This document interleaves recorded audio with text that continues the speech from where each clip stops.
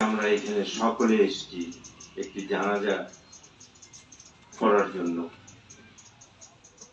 এটা যে আশরাফুলের আজকে যে আমাকে আমার ভাস্তার মতো সে অনেকদিন ধরে আমরা একসাথে রাজনীতি করেছি, তার জানাজা পড়তে হবে এটা আমি চিন্তা করি নাই, কালকে বিকাল পর্যন্ত চিন্তা করি নাই। খুবই দুঃখজনক ব্যাপার।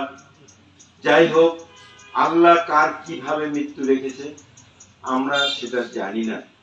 তো আমরা আজকে আশরাফুলের জন্য যেটা করতে পারি তার জন্য আমরা দোয়া করব, আল্লাহ তাআলা যেন এরকম একটা সৎ ব্যক্তিকে জান্নাতুল ফেরদৌস নসিব করেন।